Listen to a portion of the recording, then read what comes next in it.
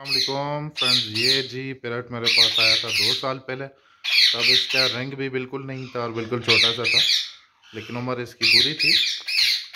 इसने मेरे पास ब्रीड कर लिया। अब ये मेरे पास दूसरा साल है जी इसने ब्रीड किया हुआ है। पिछली मरतबा इसने 2 के 3 बच्चे दिए थे, इस मरतबा इसने 4 से 5 बच्चे दिए माशाल्लाह से।